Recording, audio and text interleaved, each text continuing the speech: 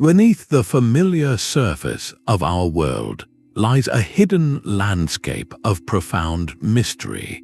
These are real subterranean structures, from sprawling cities to silent temples, whose original purposes still confound the world's leading experts. We will journey together to 20 of these enigmatic sites, and by the end, you will possess a deeper understanding of the lost knowledge and forgotten ambitions of ancient cultures. How did an entire civilization vanish after carving a labyrinth meant to disorient and awe its visitors? Why would thousands choose to live in complete darkness, deep underground? This exploration reveals that our history is far stranger and more complex than any textbook suggests. What forgotten story from the depths would you most want to uncover for yourself? The sheer scale of Derinkuyu is almost beyond comprehension, a hidden metropolis carved by hand from the soft volcanic rock. This was not a simple shelter, but a fully functioning world beneath our feet, complete with spaces for worship, for storing food, and for producing wine. Its ingenious design included ventilation shafts that reached fresh air far above and massive, wheel-shaped stone doors that could seal entire corridors from the inside, protecting the inhabitants from whatever danger roamed the world above. While many associate its later use with early Christians seeking safety, its beginnings are far older and more obscure, potentially stretching back to the Phrygians over 2,500 years ago. This raises a profound question. What persistent forces, what cycles of conflict or environmental hardship would compel generations to invest such immense effort into a sanctuary of last resort? The very existence of Derinkuyu speaks to a long memory of threat, a community so determined to survive they literally moved their entire society into the earth. This incredible feat of subterranean engineering finds a strange and distant echo across the sea in a very different kind of labyrinth. A profound silence fills the Hypogeum of Saflieni, a world carved from solid limestone more than 5,000 years ago. This is not a simple cave but an architectural marvel, a multi-level complex dug downward into the earth with astonishing precision. Its halls and chambers descend through 3 distinct stories, each level seemingly more intricate than the last.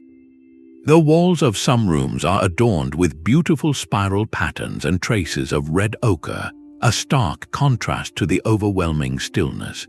While it is known that this place served as a final resting place for a great many individuals, its true purpose feels far more complex. The sheer effort and skill required to create such a space suggest it was central to the community's spiritual life, a place where the boundary between the living and those who had passed was intentionally blurred.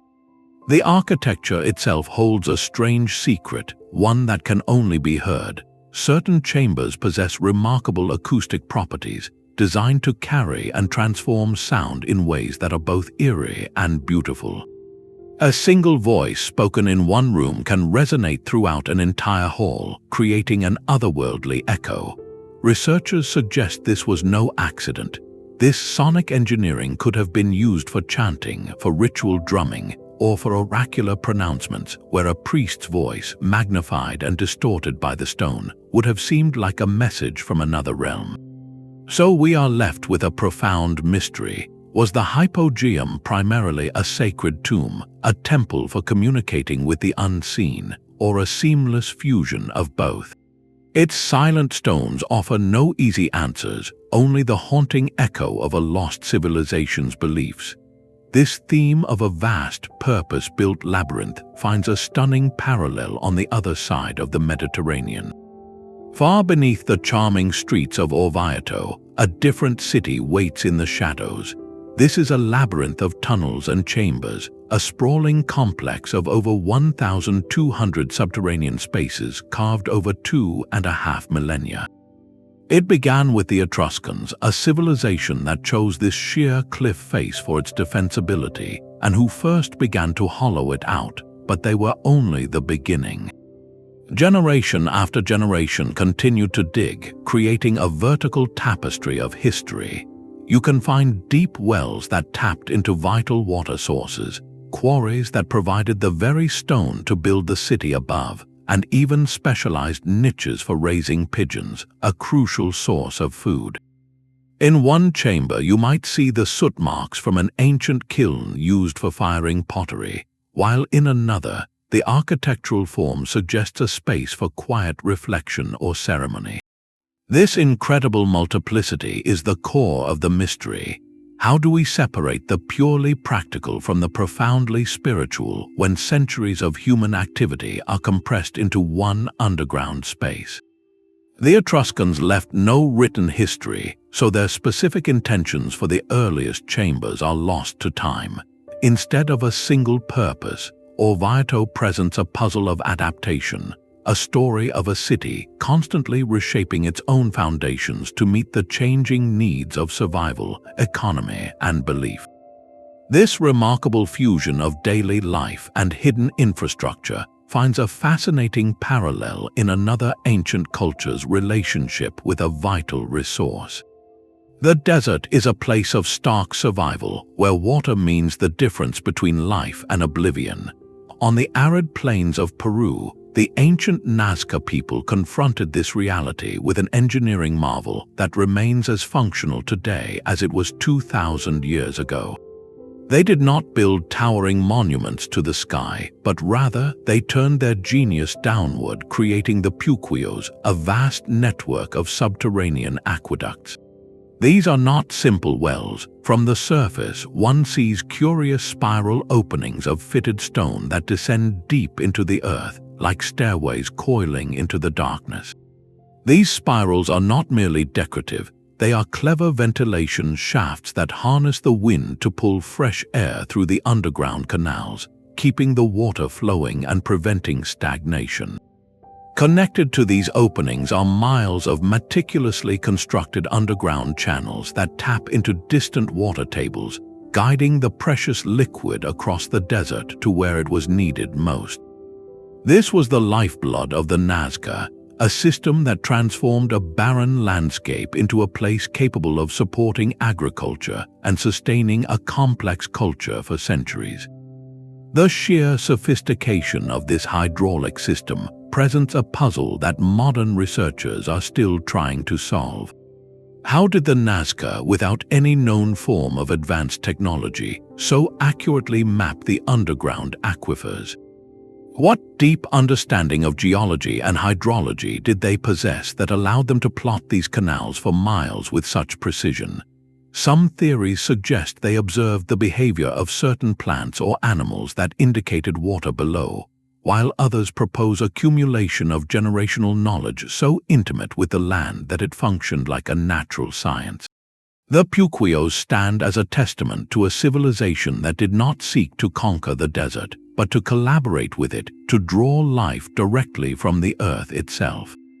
This incredible feat of practical, life-sustaining engineering stands in stark contrast to a different kind of subterranean structure, one built not for survival, but for the eternal journey of the spirit. Deep beneath the green fields of Poland lies a world crafted from crystal and devotion. The Wieliczka salt mine is a labyrinth of astonishing scale, but its true wonder is not the salt they removed, but the beauty they left behind. For over 7 centuries, generations of miners carved through chambers of glistening rock salt, and in that darkness they created something luminous. They sculpted entire chapels, life-sized statues of saints, and intricate bas-reliefs depicting biblical scenes, all from the very salt that surrounded them. The crown jewel is the Chapel of St. Kinga, a cavernous underground cathedral where every element, from the altarpieces to the towering chandeliers, is meticulously carved from salt. This was far more than a mine, it was a subterranean sanctuary. The sheer effort required for this artistry, undertaken after grueling shifts of backbreaking labor, presents a powerful mystery. Why did these miners feel such a profound need to transform their workplace into a place of worship? One compelling interpretation is that this was a form of spiritual protection. Facing constant danger from collapses and methane gas, the miners may have sought to sanctify the deep earth, appealing to divine guardianship through their carvings. Alternatively, it could have been an expression of community identity, a way to forge a shared soul in the isolating darkness. Their art was a declaration that even in the most utilitarian and perilous of environments, the human spirit insists on creating meaning and beauty. The sacred splendor of Wieliczka, born from faith and toil, stands in stark contrast to the next site, a place built not for prayer but for the grim realities of war. The contrast between a sacred salt mine and a battlefield could not be more stark. While Wieliczka was a place of creation, the Qanat tunnels were a monument to survival under the most extreme duress. During the Vietnam War, an immense subterranean city was carved by hand beneath the Qanat district, a network so vast and complex it became the heart of guerrilla resistance. This was far more than a simple hideout. It contained living quarters, field hospitals, weapon caches, and command centers, all connected by a labyrinth of passages. The engineering was a masterpiece of tactical cunning. Entrances were hidden trapdoors, often concealed beneath cooking pots or in flooded rice paddy banks.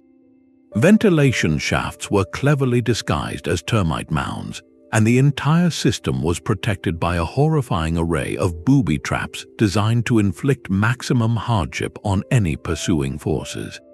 The strategic effectiveness of this underground fortress is undeniable, but it is the human element that is truly staggering to comprehend. Imagine the sheer endurance required to live and fight in such an environment for months, even years on end. The space was so cramped that movement was often only possible by crawling. Air was thin and stale, the darkness was absolute, and the constant threat of discovery or collapse was a psychological weight few of us can truly grasp. How did the fighters maintain their health, their morale, and their operational security under such oppressive conditions? Their existence was a testament to a different kind of ingenuity, one born not from faith, but from an unyielding will to persevere. This tactical labyrinth, born of modern conflict, stands in sharp relief against the next mystery we explore, a structure whose purpose is wrapped not in warfare, but in the deepest threads of ancient ritual and belief. High in the thin air of the Peruvian Andes, the stones of Chavín de Huántar tell a story of psychological mastery. The temple complex appears as a series of grand platforms, but its true power lies hidden beneath them, in a dark maze of narrow stone galleries and perfectly engineered drainage ducts. This was not merely a building, it was an instrument designed to orchestrate a profound shift in consciousness for those who entered. Imagine walking those cramped, pitch-black corridors, your senses stripped of all familiar reference points. Then, from the depths, a sound would begin to build, a low roar echoing through the stone, a noise engineered by a hidden hydraulic system that channeled flowing water to mimic the guttural growl of a jaguar. This was not an accident. The architects of Chavín used sound and disorientation as tools, carefully crafting an experience of awe and terror to prepare visitors for a meeting with the divine. Deep in the heart of this labyrinth waits the Lanzon, a towering blade-shaped monolith carved with the image of a snarling deity, part human, part feline, part serpent. Reaching this figure was the culmination of the journey, a moment of ritual transformation where a priest might channel the voice of the god, his pronouncements amplified and distorted by the very architecture. The sheer sophistication of this subterranean theater presents an enduring enigma. What was the ultimate purpose of such an intense initiation? Were these ceremonies meant to forge a new elite, to heal the sick, or to deliver prophecies that would guide the entire community? The stones hold their secrets close, leaving us to wonder at a culture that believed the path to enlightenment was found not in light, but in carefully controlled darkness and a jaguar's manufactured roar. This profound use of a subterranean world for spiritual transformation finds a strange and ancient echo far across the ocean, in a place connected to the legends of a mythical lost kingdom.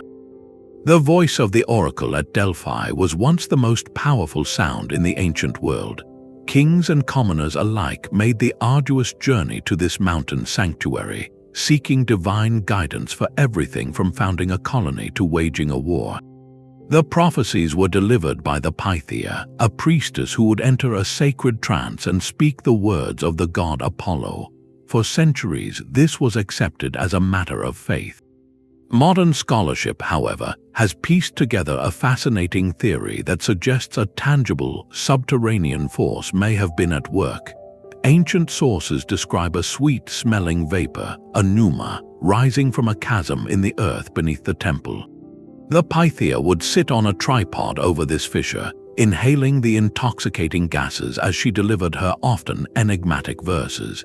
The idea that geological activity could have played a role transforms the oracle from a purely spiritual figure into a potential intersection of earth science and human ritual.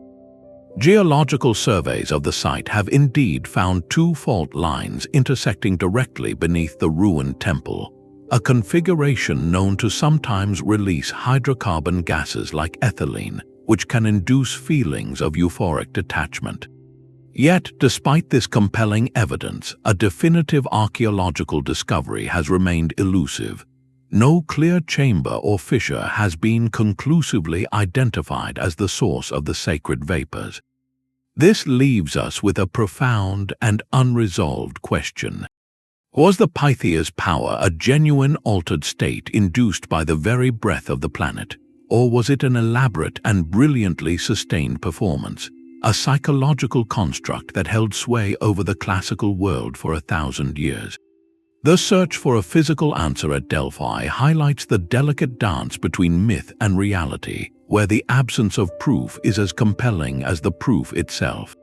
This ethereal mystery of inspired prophecy stands in stark contrast to the overwhelming, undeniable physicality of our next subterranean wonder. While the Ku-Kai tunnels were a weapon of war and Chavín a theater of the mind, the underground city of Naours presents a different kind of marvel, one of communal endurance.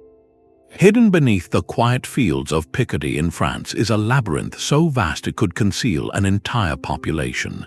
This began not as a secret project, but as an open quarry in the Roman era, where workers cut the very limestone used to build the world above. Over centuries, this practical beginning was transformed. The existing tunnels were expanded into a true subterranean city, a hidden sanctuary with spaces for more than 2,000 individuals and their animals. It grew to include everything needed for long-term survival, from bakeries with cleverly designed chimneys that dispersed smoke far from the entrance to stables, chapels, and over 300 separate rooms. Its primary purpose is clear. It served as a repeated refuge during the brutal conflicts that swept across the region, like the 100 Years' War and the War of the Spanish Succession. When raiders or armies appeared on the horizon, the entire community could vanish underground, sometimes for weeks or months at a time. The known history, however, opens up deeper puzzles. How did these hidden citizens manage their most basic needs without revealing their presence? The logistics of feeding thousands of people, of managing fresh water and waste, of maintaining silence and secrecy for extended periods, required a level of social organization that historians are still trying to fully reconstruct. This was not a temporary camp but a functioning, invisible mirror of the village above. The sheer number of chambers suggests a complex social hierarchy, with specific areas designated for different families or functions. The story of Naours is a powerful testament to the human instinct for collective preservation, a community literally banding together beneath the earth to weather the storms of history. This powerful narrative of a society in hiding stands in stark contrast to the next site, which speaks not to a community, but to the solitary, spiritual pursuit of a single individual seeking enlightenment. The roaring echo of a river can be heard long before it is seen, a deep-throated thunder rising from a chasm of impossible scale. The Škocjan caves are not a structure built by human hands, but a cathedral carved by water and time, a natural formation that became a focal point of human activity for thousands of years. Here, the Rika River plunges underground, carving a canyon so vast that entire city blocks could fit within its main chamber, one of the largest subterranean gorges anywhere on the planet. The sheer physical danger of this place is palpable. Slick, narrow paths wind along vertiginous cliffsides, with the river raging hundreds of feet below in the darkness. A single misstep would have meant a fatal fall. Yet, archaeological evidence tells us that people have been entering these caves since prehistoric times, leaving behind artifacts and traces of their presence. This is the central, confounding mystery of Škocjan. Why would any community, especially one with limited technology, repeatedly send its members into such a treacherous and unforgiving environment? It could not have been for simple shelter or storage, as the journey itself was a life-threatening undertaking. One compelling theory suggests this was a place of profound ritual, a testing ground where an individual's courage and spiritual mettle were forged in the face of overwhelming natural power. To stand at the edge of that abyss, to hear the deafening roar of the unseen river, would have been a transformative experience, perhaps a necessary trial for those seeking status or wisdom. Alternatively, the canyon may have served as a powerful, undeniable boundary marker between territories, a geographical fact so immense it required no man-made walls. Its very presence commanded respect and defined the limits of a world. The most enduring interpretation, however, is that the Škocjan caves were simply revered for their raw, awe-inspiring majesty. For our ancestors, such a place was not just a geological feature, it was a direct manifestation of the divine, a sacred space where the earth itself spoke in a voice of thunder and stone. This raw, natural temple stands in stark contrast to the next site, a structure that is anything but natural, a tomb built with a precision that seems to defy its own era. A stark green mound rises from the Orkney landscape, a silent sentinel guarding secrets for over 5,000 years. This is Maeshowe, one of the most sophisticated Neolithic structures in all of Europe. From the outside, it appears as a large, grassy hill, but within lies a masterpiece of Stone Age engineering. A long, low passageway leads deep into the heart of the mound, opening into a central chamber of beautifully crafted stone walls that rise to a towering corbelled roof. That this was a chambered tomb, a final resting place for the important individuals of its time, is a certainty confirmed by archaeology. Yet the true genius of Maeshowe is not in its construction alone, but in its precise conversation with the cosmos. The entrance passage is aligned with such incredible accuracy that for several weeks around the winter solstice, the setting sun pours its last, direct rays directly down the length of the tunnel, casting a beam of light that illuminates the dark central chamber in a blaze of golden light. This was no happy accident. This alignment reveals a deep, generational understanding of solar cycles, a calendar carved in stone. What powerful beliefs about death and rebirth did the builders hold, that they would design a house for the departed to be touched by the year's weakest sun, just as it begins its return to strength? The entire structure feels like a machine for harnessing a celestial event, linking the fate of those who had passed with the eternal promise of the sun's renewal. Centuries after its original purpose was forgotten, a new chapter was written on its walls. Viking explorers seeking shelter from a storm broke into the ancient mound. Unaware of its sacred origins, they saw only a formidable hollow hill, and within it they left their own mark. They carved runes into the stone, one of the largest collections of Viking runes anywhere in the world. These inscriptions are not grand proclamations, but personal notes boasting of treasure found, complaining about the weather, and even recording a cryptic claim that one of their number had gone mad. This creates a profound and poignant layering of history. The silent, solemn tomb of an ancient people became the casual graffiti wall for Norse adventurers, their worlds separated by millennia yet connected within a single, dark chamber. How do we reconcile the sacred precision of the builders with the pragmatic scrawls of those who later stumbled upon their work? Maeshowe stands as a monument to two different kinds of mystery, one of celestial intent and the other of human coincidence, forever intertwined beneath a grassy mound. This celestial precision, carved into the earth for a ritual purpose, stands in stark contrast to a subterranean system built for a far more immediate and practical need, the mastery of water in a desert empire. A gentle, invisible river flows beneath the desert, a miracle of sustained collaboration. The ancient Persians mastered this hidden art with the Qanat, a subterranean aqueduct that transformed barren lands into flourishing oases. Unlike a simple well, a Qanat is a masterpiece of patient, communal engineering. It begins with locating a water-rich aquifer at the foothills of a mountain range. From this mother well, a team of skilled workers would begin the monumental task of digging a gently sloping tunnel, just large enough for a single person to crawl through, all the way to the distant surface where water was needed. Along the length of this underground channel, vertical shafts were dug down from the surface at regular intervals, serving a dual purpose. They provided air for the diggers working below, and for centuries after, allowed for the maintenance and cleaning of the tunnel. The result was a self-sustaining system where gravity alone pulled a steady, reliable stream of cool, clean water from the mountains to the desert plains, enabling cities and farms to thrive in some of the harshest climates on Earth.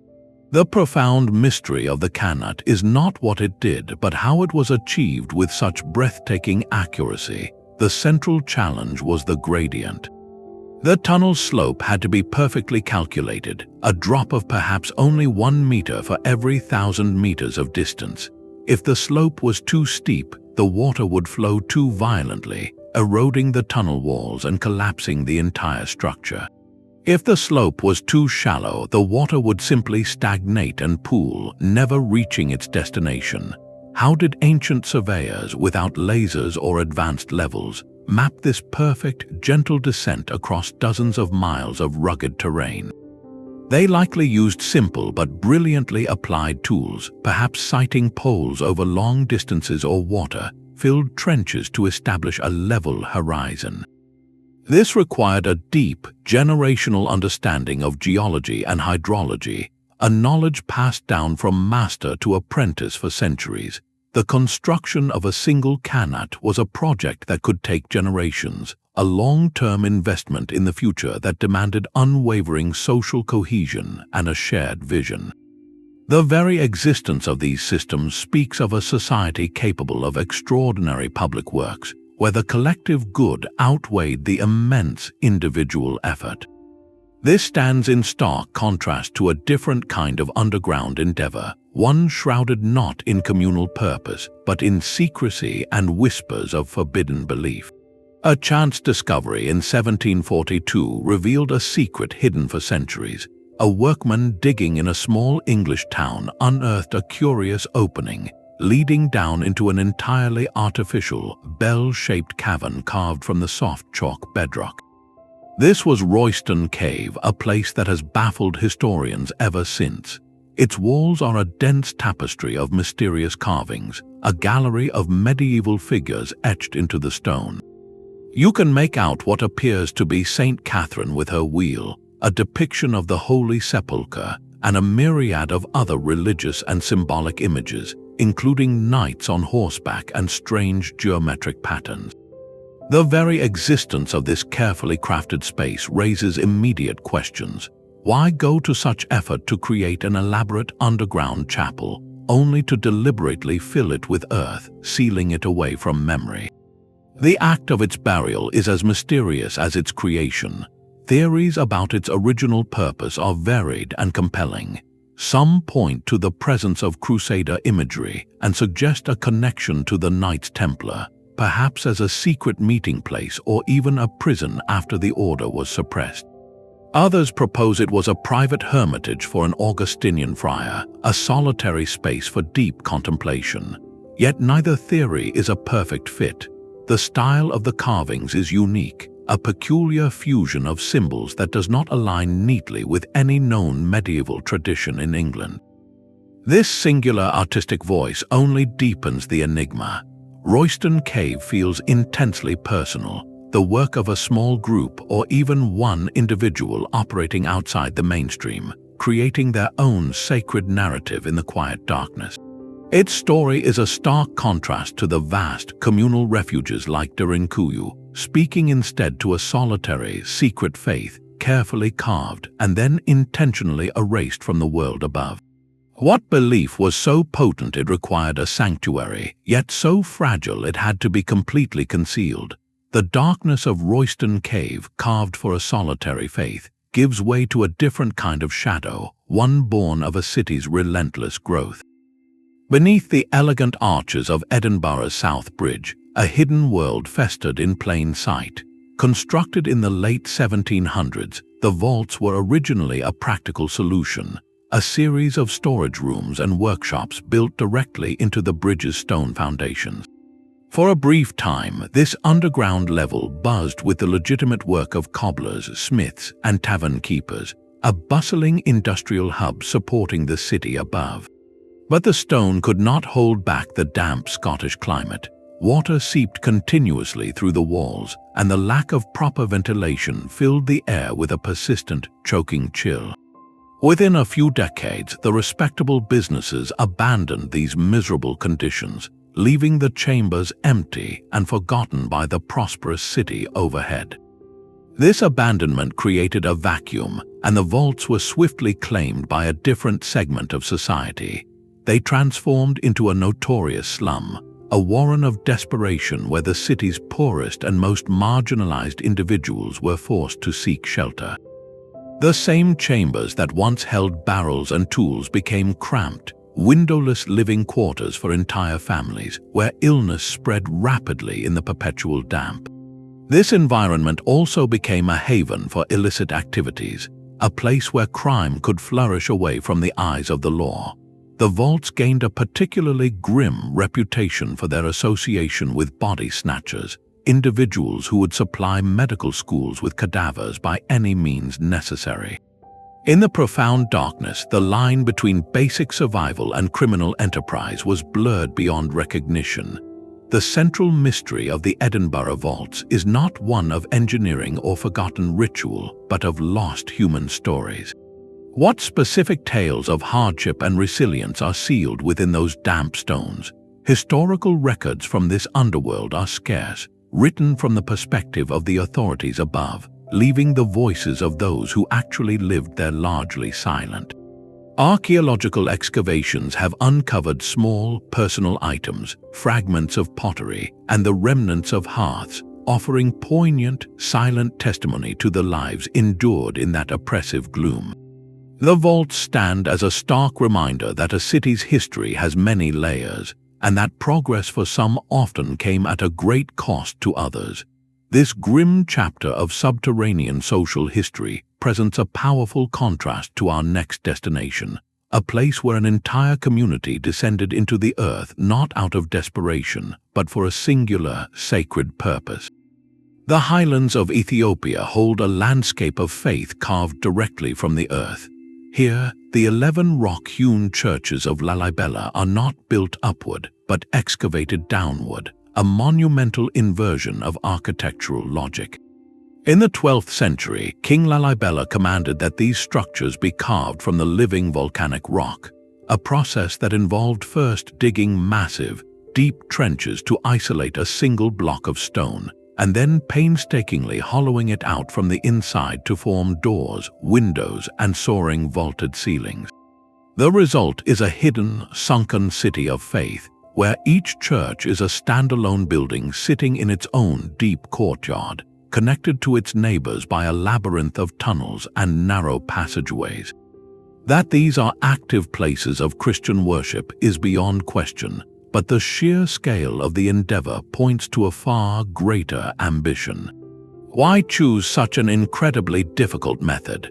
One enduring theory suggests that with Christian pilgrimages to Jerusalem made dangerous by the rise of powerful Muslim empires, King Lalibela sought to create a new holy city, a symbolic Jerusalem accessible to the faithful within his own kingdom. Imagine a pilgrim's journey, descending from the bright sunlight into these shadowy trenches, moving through tunnels meant to represent the passage from the earthly world into a spiritual realm, finally emerging into the dim, candlelit interior of a church like Bet Georgis, carved in the perfect shape of a cross. This was not just architecture, it was a physical manifestation of a spiritual map. Another interpretation is that this was the ultimate demonstration of divine kingship, a project so immense it could only have been undertaken with heavenly favor, permanently fusing the king's legacy with the bedrock of the nation. The logistics themselves are staggering to contemplate. How did the planners and workers, using only hammers and chisels, achieve such perfect symmetry and scale? The project would have required a massive, coordinated workforce laboring for decades, yet there are no records of slave labor, suggesting an effort driven by deep devotion and communal will. The churches of Lalibela stand as a testament to a vision that merged political power, spiritual necessity, and raw artistic genius, creating a holy city not to reach for the heavens, but to bring the heavens down into the very heart of the earth. This profound expression of monolithic devotion stands in stark contrast to a different kind of rock-cut labyrinth, one whose walls are covered in symbols that point not to a single faith, but to a much older and more mysterious tradition. Deep within the jungles of Belize, the journey to the Aktun Tunishil Muknal cave is a pilgrimage through peril. To reach the entrance, one must swim across a cold, flowing river and climb over slick boulders, a physical trial that separates the modern world from an ancient realm of sacred terror. This was no casual shelter for the Maya, but a holy portal to Xibalba, the feared underworld. Inside, beyond the watery threshold, the cave opens into chambers filled with a profound silence, broken only by the drip of water and the beat of your own heart. The evidence of its ceremonial use is everywhere, yet utterly still. Hundreds of pieces of pottery, many ritually killed by puncturing a hole in their base, lie where they were left over 1,000 years ago. Stone tools and ritual objects rest undisturbed, as if the participants simply vanished. The most poignant and haunting discoveries, however, are the skeletal remains of individuals, their bones now fused with the cave floor under a glittering layer of calcite. The most famous of these is known as the Crystal Maiden, the complete skeleton of a young woman, her form forever sparkling in a cave explorer's lamplight. The presence of these individuals is the core of the enduring mystery. Research suggests this was not a place of random violence, but a highly formalized ritual center where such acts were believed to sustain the cosmic order, to appease deities, or to communicate with the ancestors in the world below. But the specific ceremonies, the chants that were spoken, and the precise reasons for selecting this particular young woman over any other are questions that the cave refuses to answer. Why was this specific, incredibly dangerous labyrinth deemed the ultimate gateway to the other side? The answer may lie in the very difficulty of the journey itself.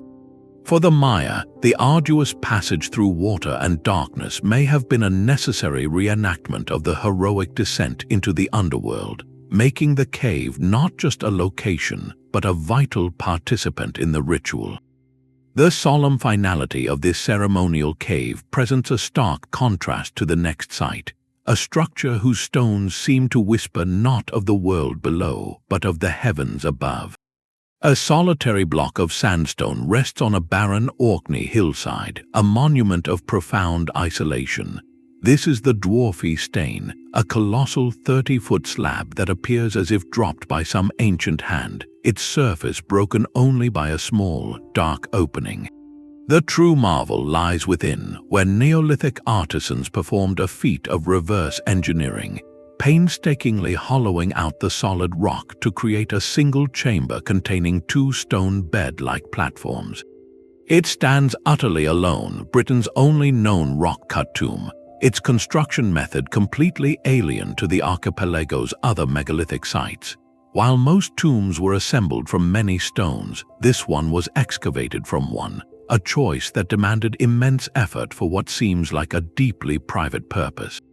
Local legend, untroubled by archaeological uncertainty, explains it as the work of a giant and his wife, or as a home for dwarves, poetic attempts to rationalize its strange and lonely presence. The central, haunting question is not what it is, but who it was for. Was this a final resting place for a single, revered individual, a chieftain or a holy person whose status demanded a tomb as unique as their life? Or could its remote location and sparse interior point to a different use, perhaps as a hermit's cell for someone seeking ultimate solitude in communion with the harsh elements? The two stone beds inside suggest a space for more than one, yet the overwhelming feeling is one of seclusion. There are no connecting tunnels, no adjacent chambers, no sense of a community at work. The dwarfy stain is a mystery of one, a stark contrast to the sprawling, interconnected underworlds like Derinkuyu that sheltered thousands. It speaks not to collective survival, but to a singular, powerful intention lost to the Orkney wind. A city of the dead lies in quiet defiance beneath the city of light. The Paris catacombs form a subterranean realm that inverts the very purpose of an underground structure, built not for the living, but as a permanent, organized home for the departed. By the late 18th century, the cemeteries of Paris had reached a crisis point, overflowing to a degree that posed severe health challenges for the populace. The solution was as logical as it was monumental: the systematic transfer of remains from these congested burial grounds into the abandoned limestone quarries that tunneled beneath the city.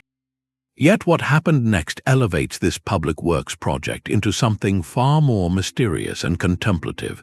The anonymous workers tasked with this immense duty did not simply pile the bones. They engaged in a form of soma curation, stacking skulls and femurs with meticulous care into walls, creating patterns, and even forming crosses and arches from the very fabric of human mortality. The result is not a chaotic charnel house but a deliberate, silent art installation on a scale of millions. This act of systematic reorganization is the true enigma. Were these laborers faced with an unimaginable task, simply creating stable structural supports to prevent collapse in the tunnels? Or were they, perhaps unconsciously, imposing a final order and a strange, collective dignity upon the anonymous departed? The catacombs force a confrontation with a shared human fate, reducing kings and commoners to the same silent equality. This stands in stark contrast to the practical riddles of ancient aqueducts, presenting instead a philosophical mystery of modern society's relationship with memory, legacy, and the inevitable. A doorway to the eternal home waits beneath a quiet Italian field. The Hypogeum of the Volumni is not a dark crypt, but a perfect subterranean replica of an aristocratic Etruscan house, meticulously carved from stone over 2,000 years ago. Stepping inside, you do not enter a grave so much as a residence for the departed, complete with a central atrium, carved pillars, and chambers arranged like a wealthy family's home. Along the walls, stone couches hold the funerary urns of the Volumna family, each one a permanent resident in this house of eternity. That this was a family tomb is undeniable, yet its true mystery is woven into the very fabric of its domestic design. Why go to such extraordinary lengths to recreate a home underground? The answer reveals a profound cultural belief, one where the afterlife was not a distant, ethereal realm, but a direct continuation of earthly existence. The Etruscans appear to have believed that the deceased required the same comforts and social structures they enjoyed in life. This was not a final resting place, but a new address. The architectural details are a silent language, offering clues to customs we can only partially decipher. The carved stone pillows on the couches suggest the dead were meant to recline in comfort, perhaps to partake in ceremonial feasts held in their honor by living relatives. The arrangement of the urns themselves hints at a complex family hierarchy, a permanent social order preserved for the afterlife. This stands in stark contrast to the sprawling, communal refuges like Derinkuyu, which was built for the living to escape temporal dangers. The Hypogeum of the Volumni was built for a different kind of permanence, a dignified and domestic eternity for a single, powerful lineage. It asks us to consider a culture that saw no sharp divide between the world of the living and the dead, but rather a seamless transition from one home to the next, forever linked by memory, ritual, and stone. A final, sprawling puzzle lies etched upon the ground in the remote wilds of Manitoba. The Moose Lake Maze is not a towering ruin or a deep cavern, but an intricate web of low stone lines arranged in a complex, seemingly deliberate pattern. From above, it resembles a vast, cryptic diagram laid out on the forest floor, a message meant to be read from a perspective its creators could never achieve. The immediate mystery is its visibility. Unlike the other structures on our list, this one is entirely on the surface, yet its greatest secrets may lie directly beneath it.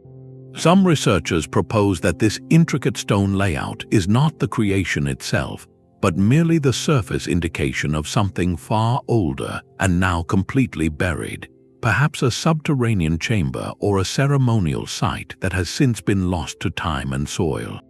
Without archaeological excavation, this remains a compelling theory, a whisper of a hidden dimension to the puzzle. The complete absence of any definitive origin story has opened the door to a wide spectrum of interpretations. Could these lines be a star map, charting celestial events important to a pre-Columbian indigenous culture? Might they form a solar calendar, tracking the solstices for a community that has long since vanished from this land? Or are we looking at the symbolic roof of a forgotten world, a diagrammatic representation of a labyrinth that actually exists below? The most speculative theories even suggest a connection to Viking explorers or other ancient transoceanic visitors, though such ideas remain firmly in the realm of tantalizing possibility without physical proof. The Moose Lake Maze, in its silent, open-air mystery, perfectly encapsulates the theme of our entire journey. It represents a question without a definitive answer, a story whose first chapter has been erased. As our exploration of these 20 confounding structures comes to a close, we are not left with solutions, but with a profound appreciation for the depth of our own ignorance. Each site, from the hidden cities to the sacred caves, stands as a testament to human ingenuity and spiritual yearning, yet each one guards its core truth with unwavering silence. They remind us that history is not a closed book, but a living narrative still being unearthed, one mysterious stone at a time. These 20 structures, scattered across continents and millennia, speak a common language carved from stone. A powerful, recurring impulse draws humanity downward, away from the sun, driven by a fundamental need for refuge. Whether from invading armies, harsh climates, or social upheaval, the earth itself became the ultimate sanctuary. This was not just about hiding, but about preserving an entire way of life in the face of existential threat, as the vast cities like Derinkuyu so clearly demonstrate. Yet this practical drive is almost always twinned with something more profound, a deep spiritual connection to the underworld. For cultures from the Maya to the Neolithic builders of Maeshowe, the subterranean realm was not empty. It was a charged space, a direct conduit to ancestors, deities, and the very cycle of life and death. This is where the sacred met the strategic, where a tomb could also be a celestial calendar and a temple could use engineered sound to induce religious awe. The ingenuity on display is staggering. Consider the gentle, gravity-fed perfection of the Persian Qanat, a project spanning generations, or the acoustic mastery within the Hypogeum of Saflieni. These were not crude excavations but sophisticated applications of physics, geology, and astronomy, achieved with what we would consider rudimentary tools. Scholars have proposed a handful of overarching theories to explain this global phenomenon. Some sites are clearly monuments to practical survival, designed to outlast a siege or endure a drought. Others are undeniably theaters of religious ritual, where darkness and disorientation were tools for spiritual transformation. A third category points to astronomical observation, with structures aligned to solstices and stars, linking the earth below with the heavens above. And a final theory suggests some were instruments of social control, where the mystery of the underground was used to consolidate the power of a ruling elite. Yet for every site that fits neatly into one box, another defiantly straddles several. Was the Hypogeum of the Volumni a practical family tomb or a profound statement of belief in an eternal domestic life? Were the Chavín de Huántar galleries a holy pilgrimage route or a psychological tool for a powerful priesthood? The answer is often both and more. This persistent refusal to be easily categorized is the most important lesson of all. It tells us that the human mind, then as now, was capable of holding multiple complex ideas at once. Survival, faith, science, and power were not separate categories for our ancestors, but intertwined threads in a single, rich tapestry of culture. The true mystery is not the function of any one tunnel or chamber, but the sophisticated, holistic worldview that could conceive of such places. We are left with a humbling realization that history is not a puzzle we are meant to solve completely, but an endless conversation with the past. Each of these structures is a question posed to us across the centuries, challenging our assumptions and inviting us to imagine the depth of the human spirit. From the vast cities of Cappadocia to the solitary tombs of Orkney, these 20 subterranean structures stand as silent, stubborn monuments to the limits of our knowledge. They are not merely ruins, but ongoing conversations with the past, each one a riddle carved in stone. Their true purposes remain just out of reach, not because the clues are gone, but because the worldviews that built them are so distant from our own. We can map the tunnels of Derinkuyu, but can we truly feel the urgency that drove an entire civilization to seek refuge in the earth? We can measure the solstice alignment at Maeshowe, but can we access the spiritual certainty that linked the fate of the departed to the cycle of the sun? This gap in understanding is what makes these places so endlessly fascinating. They are permanent invitations to wonder, to investigate, and to imagine. They remind us that history is not a list of settled facts, but a living narrative still being unearthed.